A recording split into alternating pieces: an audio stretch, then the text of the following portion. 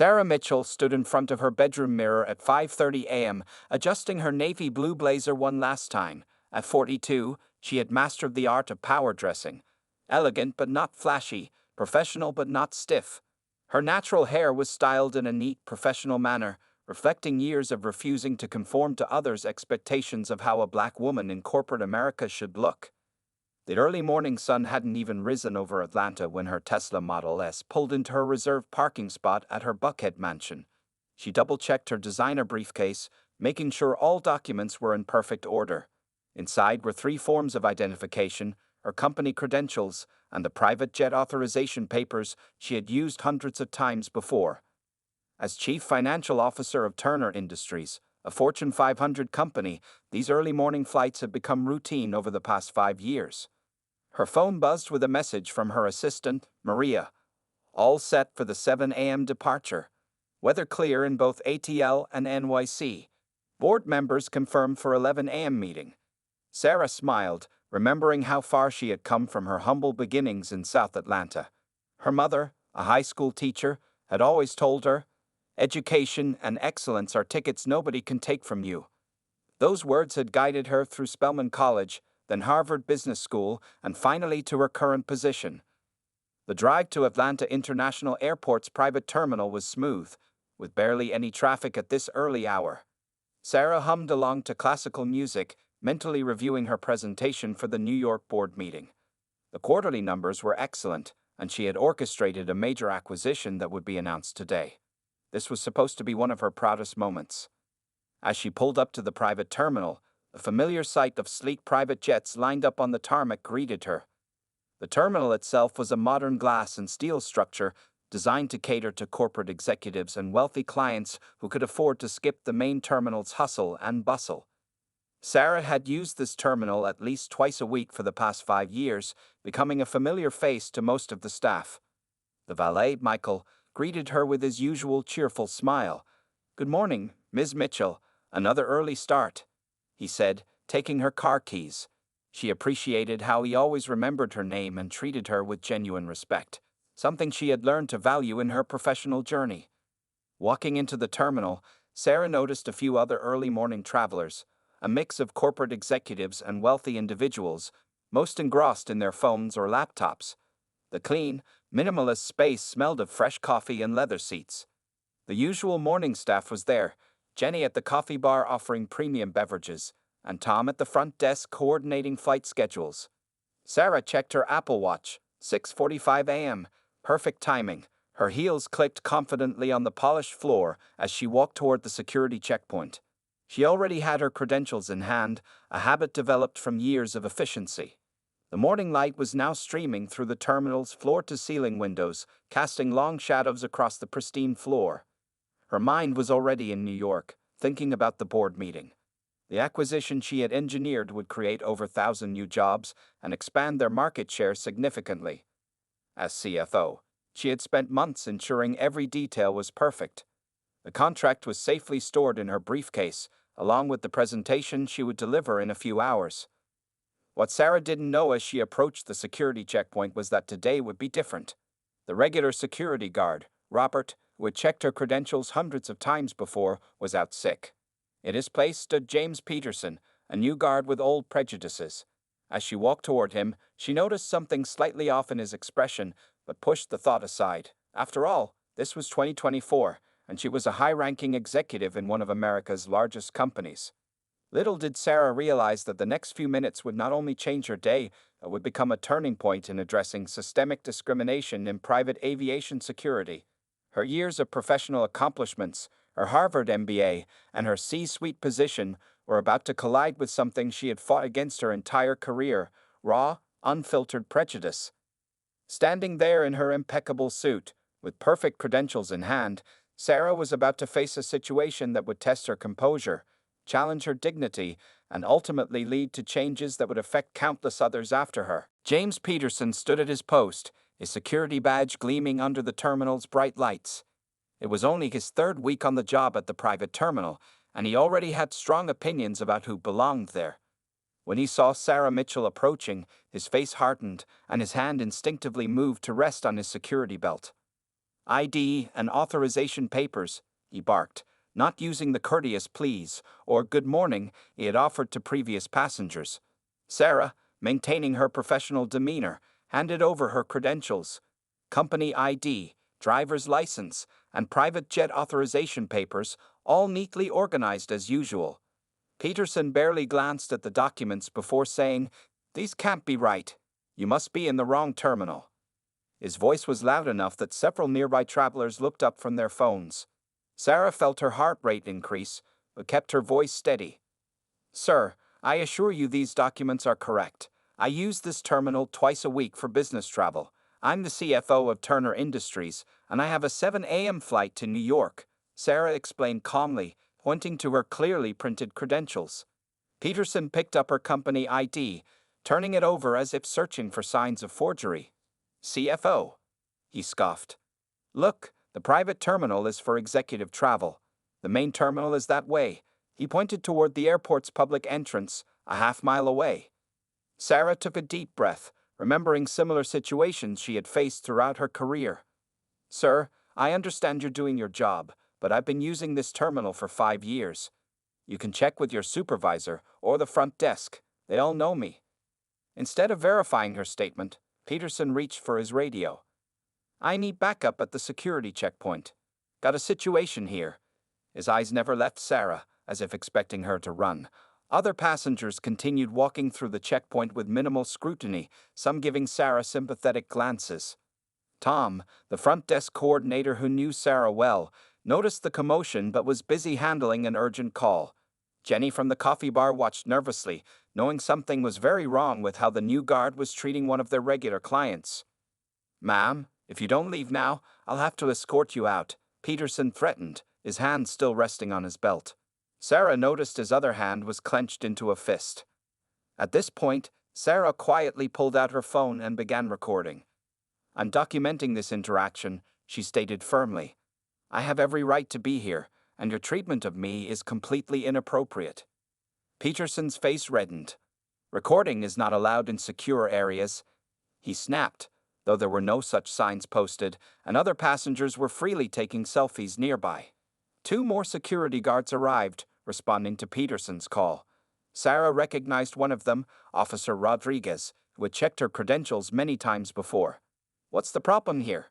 Rodriguez asked, looking confused at seeing Sarah involved in a security issue. Before Sarah could speak, Peterson jumped in.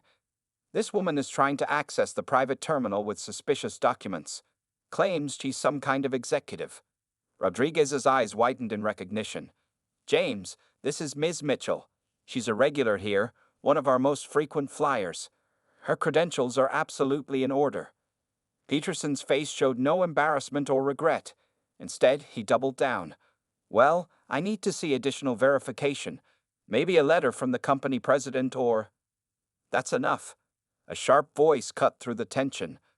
Linda Torres, the terminal supervisor, had finally been alerted to the situation. She rushed over, her face showing a mix of concern and embarrassment. Sarah stood there, still recording, her hands steady despite her internal turmoil. The early morning sun now fully illuminated the terminal, casting harsh shadows across Peterson's increasingly uncomfortable face. Other travelers had stopped pretending not to watch, and several had their phones out, recording the scene. The clock on the wall showed 6:55 a.m. Sarah's flight was scheduled to leave in 5 minutes, and she had a crucial board meeting waiting in New York. Years of dealing with prejudice had taught her to remain calm, but inside, she felt the familiar burn of injustice. Linda Torres quickly took control of the situation, but the damage was already done. The viral moment that would end Peterson's career and spark a national conversation about discrimination in private aviation was already being uploaded to social media. The private terminal's pristine morning routine had been shattered, and Sarah Mitchell's quiet strength in the face of blatant prejudice would soon become a rallying point for change. The private terminal, usually a place of quiet efficiency, had turned into an impromptu arena. Sarah Mitchell stood at its center, her phone still recording, while Linda Torres, the terminal supervisor, tried to control the situation that James Peterson had created. The time was now 7:05 a.m., and Sarah's scheduled flight to New York was already delayed. "Miss Mitchell, I am so sorry about this," Linda said, her voice shaking with both anger and embarrassment. Your credentials are perfectly valid, as they have been for the past 5 years. She turned to Peterson, her eyes narrowing. James, step aside. I'll handle this. But Peterson wasn't done. His face red with defiance, he stepped forward instead of back. Ma'am, I'm just following security protocols. How do we know these credentials weren't stolen? It's my job to be thorough. The way he emphasized thorough made several onlookers shake their heads in disgust. Sarah felt her chest tighten, but years of boardroom battles had taught her to keep her composure. She watched as other passengers, mostly white executives, continued to pass through the security checkpoint with barely a glance from the other guards. Some avoided eye contact with her, while others openly recorded the scene on their phones. Jenny from the coffee bar had stopped serving drinks and was now standing near the counter, tears in her eyes. She had served Sarah her morning coffee hundreds of times, always appreciating how Sarah remembered her name and asked about her college-age son. Look at this signature, Peterson continued loudly, holding up Sarah's company ID. How do we know it's real? And this CFO title? Don't you think that's a bit? He let the sentence hang, its racist implication clear to everyone in the terminal. A distinguished-looking man in his 60s, who had just walked through security without any scrutiny, stopped and turned around. Excuse me, he said, but that's Sarah Mitchell you're harassing. She and I sit on the National Business Board together. What exactly are you implying about her credentials?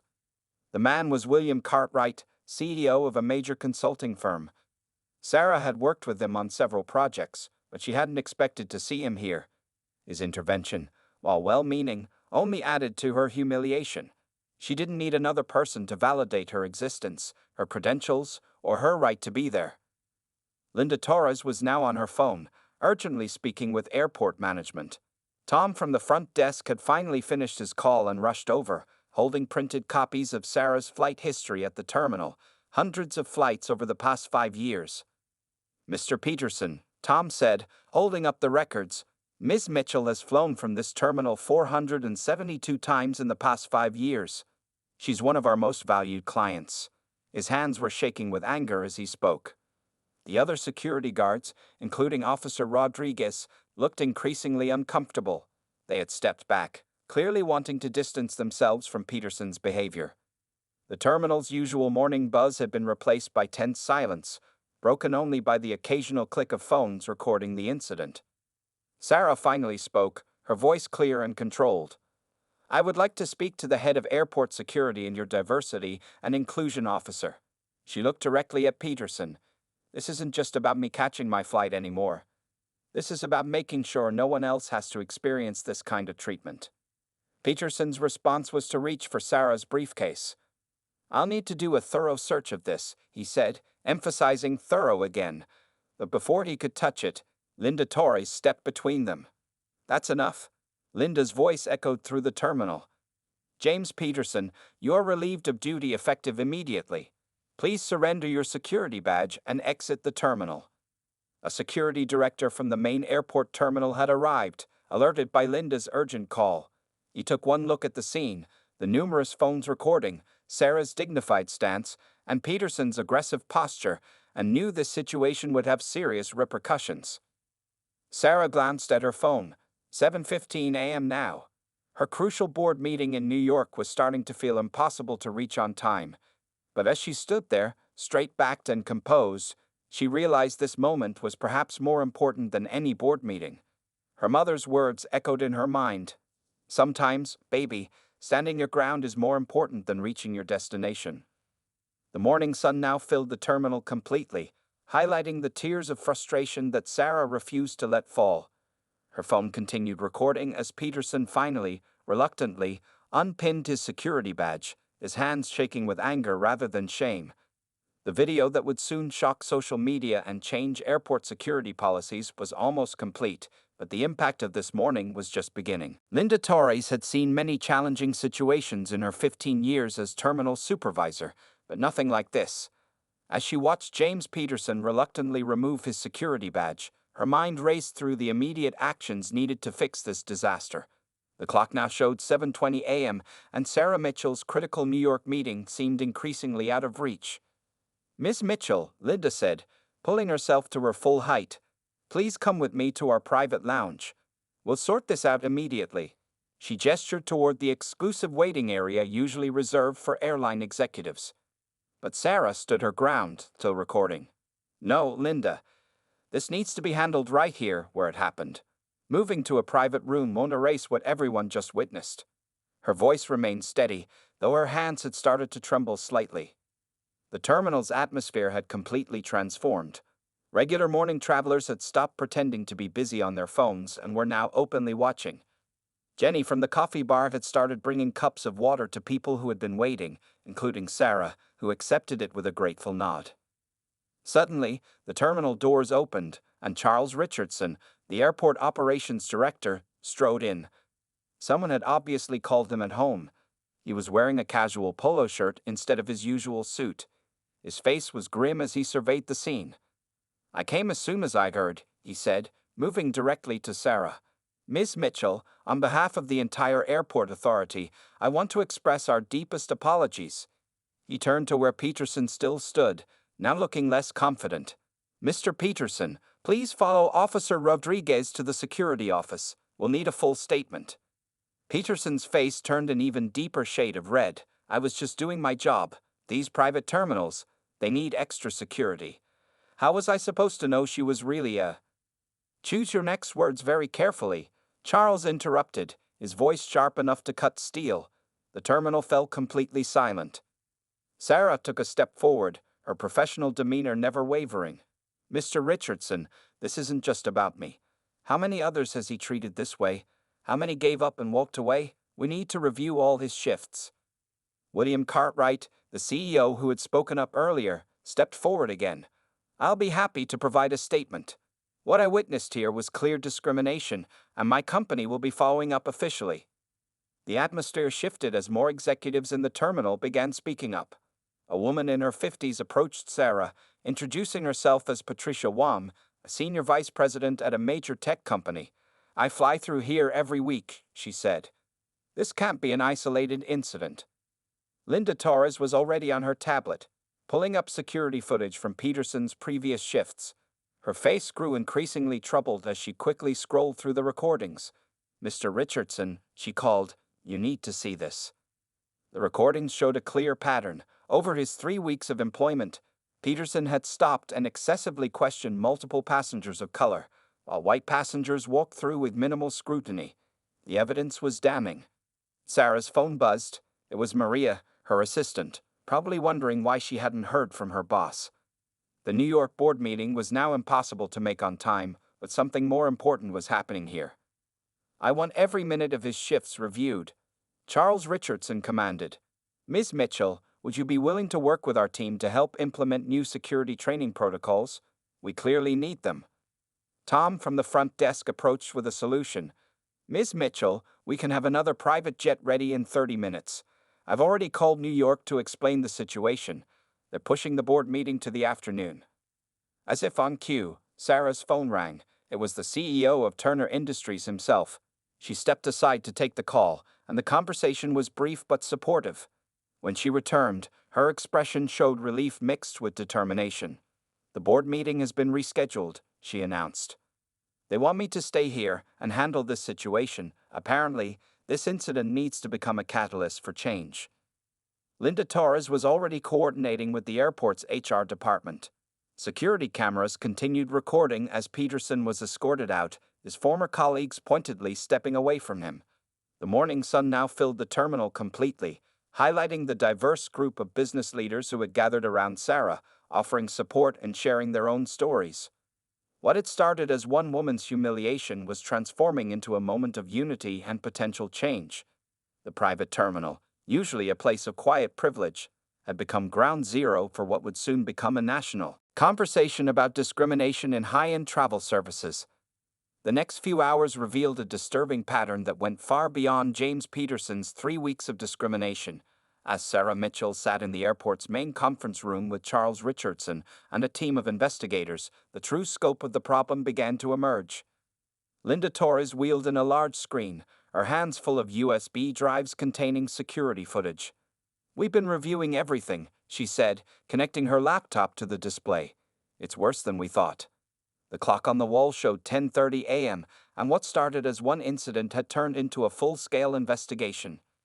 The room fell silent as they watched footage from the past 3 months.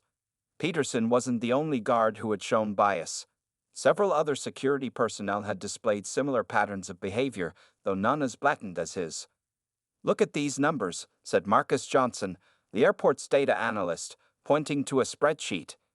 In the past year, minority passengers were 3 times more likely to face extended security checks in the private terminal.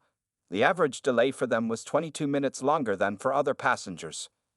Sarah leaned forward, her legal pad already filled with notes. She had changed her flight to New York to the next day, realizing this situation needed her full attention.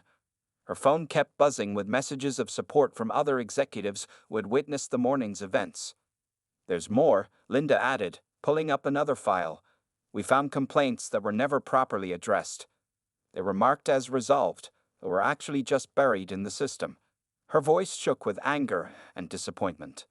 The conference room door opened, and Jennifer Hayes, the airport's legal counsel, entered with a thick folder.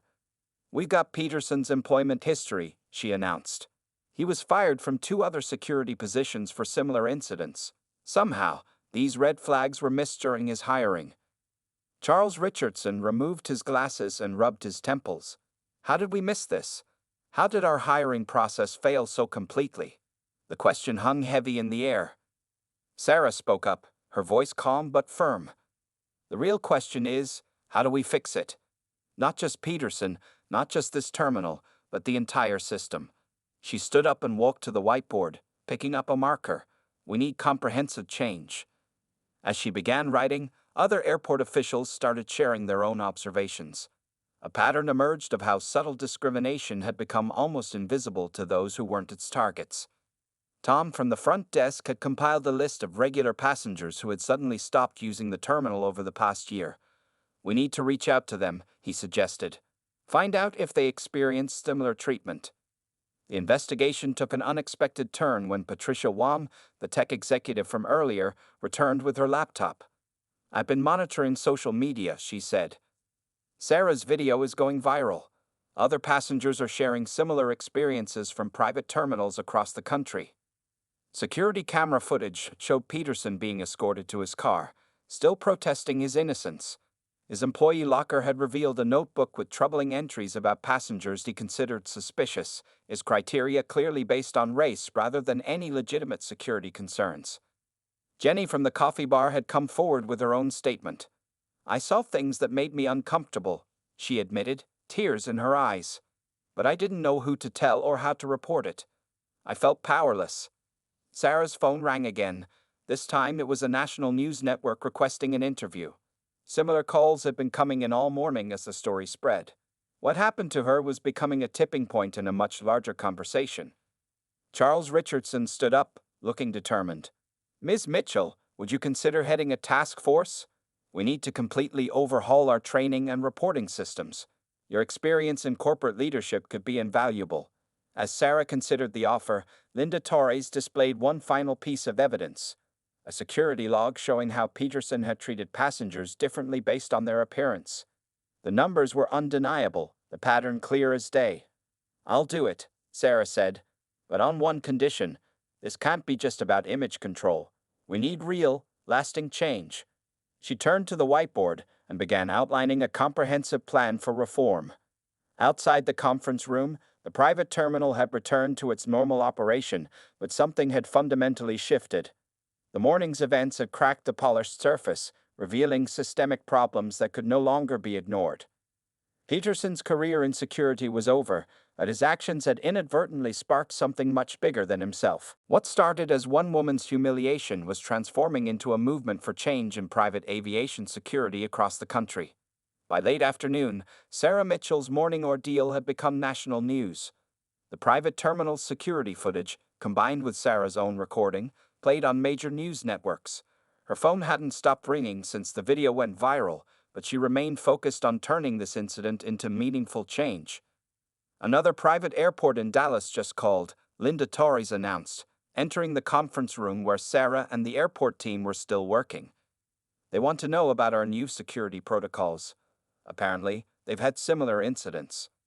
The clock showed 4:30 p.m., and the conference room walls were now covered with charts, statistics, and action plans. Coffee cups and empty water bottles littered the table, evidence of the intense work session that had lasted all day. "Look at this," Charles Richardson said, turning his laptop around. The screen showed hundreds of social media comments and shares.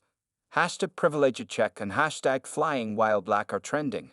Our incident has opened a floodgate of similar stories. Sarah's corporate experience proved invaluable as she helped structure the airport's response. "We need three things," she explained, standing at the whiteboard: immediate action, long-term change, and complete transparency. Just then, William Cartwright, the CEO who had witnessed the morning's events, returned with news. "The National Business Aviation Association wants to make this a central topic at next month's conference," he announced. "Sarah, they'd like you to be the keynote speaker." The story had taken an unexpected turn when Peterson's previous employers started coming forward. Two other airports admitted they had quietly dismissed him for similar behavior, but had never reported it officially. Their silence had allowed him to continue discriminating at new workplaces. "This is the problem," Sarah said, circling a point on her action plan. "The silence. The way these incidents get buried. It has to stop." Her words carried the weight of someone who had faced such discrimination throughout her career, but had never let it define her. Jennifer Hayes, the airport's legal counsel, entered with updated numbers. "We've received 47 new complaints since this morning. Former passengers who experienced discrimination but didn't know how to report it. Some date back 2 years. The airport's HR director, Michael Chen, had been reviewing security staff records all day. "It's not just Peterson," he reported. "We've identified 5 other guards with concerning patterns of behavior, all hired within the last year." Sarah's assistant Maria arrived from the office with a stack of papers. "The board wants to make a public statement," she told Sarah.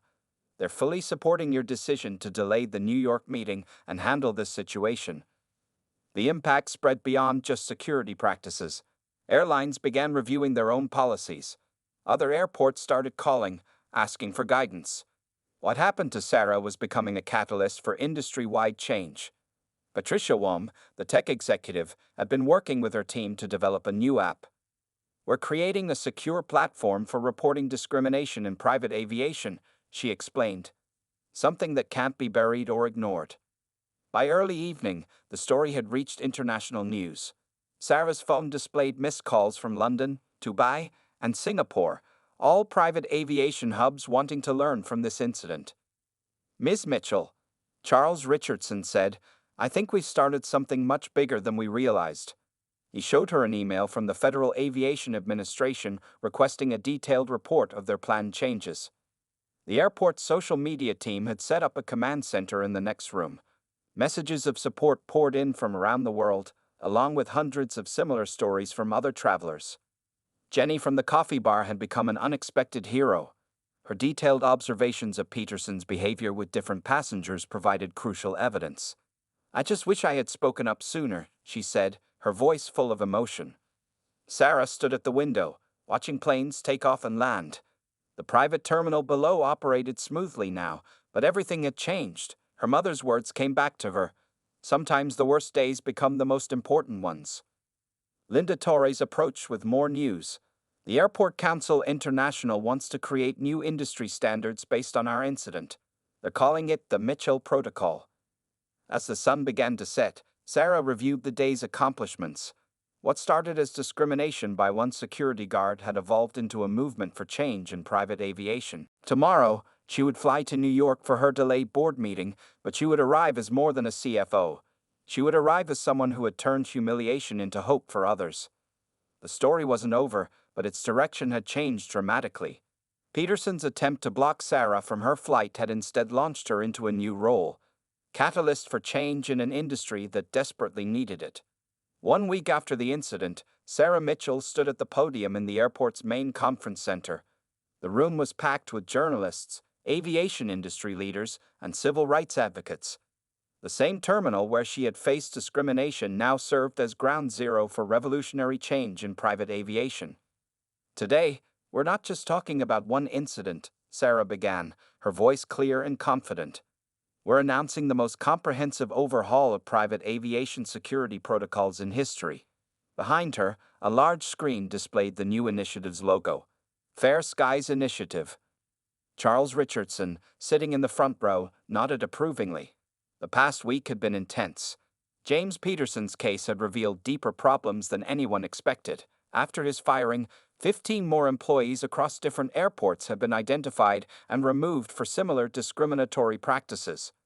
The changes begin immediately, Sarah continued, clicking to the next slide.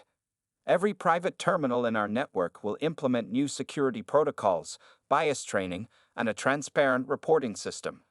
The reporter's cameras flashed continuously as she spoke. Linda Torres, now promoted to Director of Security Operations, stood nearby with a thick binder. Inside were the new guidelines that would transform private aviation security across the country. She had worked alongside Sarah every day for the past week, often staying late into the night to perfect the protocols. The transformation was already visible in the terminal. New security stations had been installed with automatic recording systems. Guards now worked in pairs, wearing body cameras. Most importantly, a diverse team of supervisors monitored all security interactions in real time. But technology alone isn't the answer, Sarah explained, moving to her next point. We're establishing the Aviation Equality Board. She gestured to the diverse group of professionals seated on stage, lawyers, civil rights leaders, and aviation experts who would oversee the changes.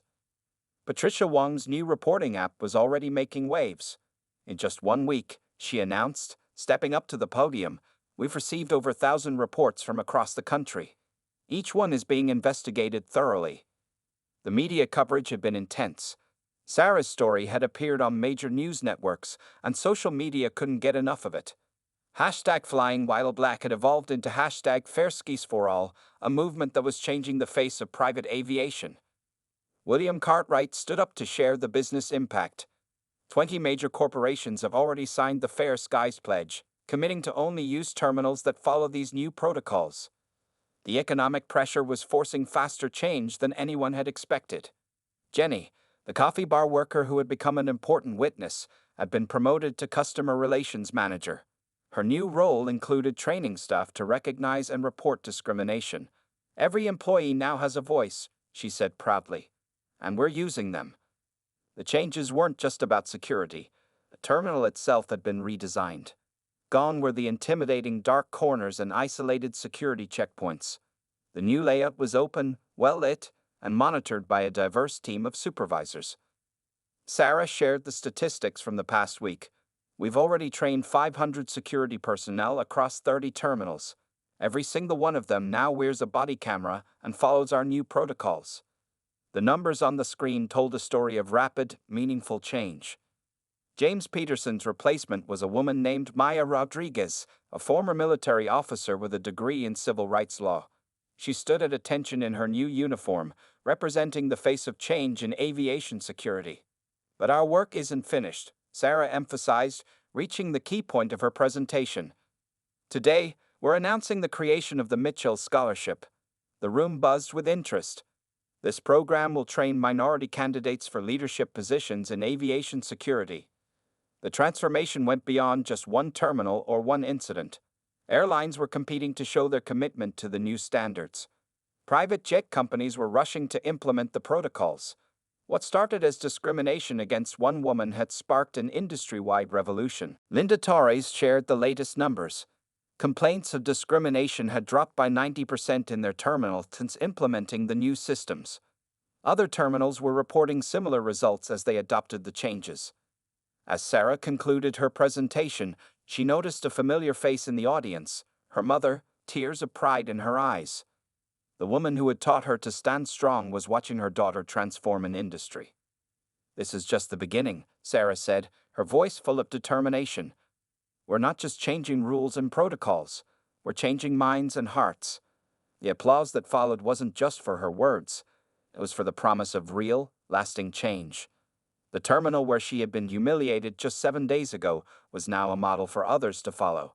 Peterson's attempt to block her path had instead opened new doors for countless others. 3 months after the incident that changed private aviation, Sarah Mitchell stood at the same security checkpoint where it all began.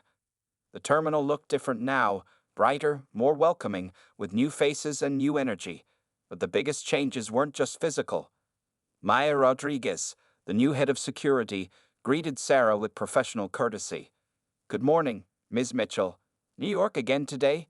Behind her, two security officers worked together, their body cameras visible, following the protocols that have become known as the Mitchell Standards. The transformation over the past 3 months had exceeded everyone's expectations.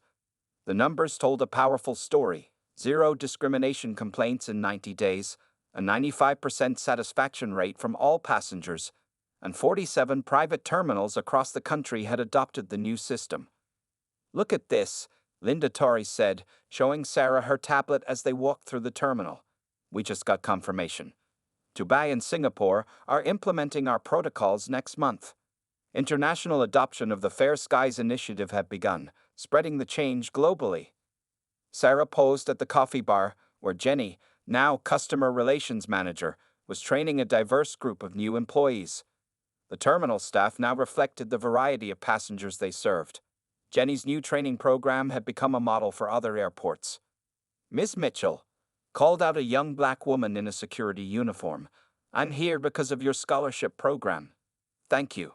She was one of 30 students in the first class of Mitchell Scholars, training for leadership positions in aviation security. The media attention hadn't faded. A documentary crew was filming today, capturing the story of transformation for a major streaming service. Their cameras followed Sarah as she moved through the terminal, showing how different everything was from that fateful morning. "You know what happened to Peterson?" Linda asked as they passed the security station. "He tried to apply at other airports, but the new national database we created flagged his history. He's out of the aviation industry for good." The database now protected passengers at every major airport in the country. William Cartwright appeared, greeting Sarah warmly. "Just flew in from Chicago," he said. "Their terminal has fully adopted our standards. The change is remarkable." As chairman of the Aviation Equality Board, he had been instrumental in spreading the new protocols. Patricia Wong's reporting app had gone global, with versions in 12 languages. "We've received reports from airports worldwide," she explained, showing Sarah the latest data. "Each report helps us identify and address problems before they become incidents." Charles Richardson joined them, carrying fresh statistics. "Our passenger numbers are up 30% since implementing the new system," he reported. "Turns out, treating people with dignity is good for business." Other terminals had reported similar increases after adopting the Fair Skies standards. Sarah's phone buzzed. Another interview request, this time from a major business magazine. They wanted to feature her in their Leaders of Change issue. Her story had inspired others to speak up and demand better treatment across all industries. The coffee bar now displayed a framed photo of the day everything changed, alongside the Fair Skies Initiative mission statement. Jenny had insisted on it, saying, "We need to remember where this started to appreciate how far we've come." As Sarah prepared to board her flight to New York, this time for a speaking engagement about corporate responsibility, she reflected on the past 3 months. The humiliation she had faced had become a catalyst for change that nobody could have predicted. "Your mother called," Maria, her assistant, said. "She saw you on the morning news again. The Mitchell Scholars Program is trending on social media." Sarah smiled, remembering her mother's words about standing your ground. The terminal buzzed with activity, diverse faces, different languages, everyone moving through security with dignity and respect. The old atmosphere of tension and uncertainty was gone, replaced by professional efficiency and genuine courtesy. A group of aviation students toured the facility, learning about the new standards. "This is where it happened," their guide explained. "Where one person's stand against discrimination changed an entire industry." The students took notes, many of them future Mitchell scholars. As Sarah boarded her plane, Linda shared one last piece of news. "The International Aviation Authority is making our standards mandatory for all private terminals worldwide. It's official. What happened here is changing aviation forever." Looking out the plane window, Sarah could see the terminal where her humiliation had turned into hope. Peterson's discriminatory act had failed to stop her that morning, and instead had launched a movement that was still growing, still changing lives, still opening doors for others. The pilot's voice came over the intercom. "Welcome aboard. We're proud to be a Fair Skies certified carrier." Sarah smiled, knowing that her next flight, and countless flights for others, would be different because she had stood her ground that morning, 3 months ago.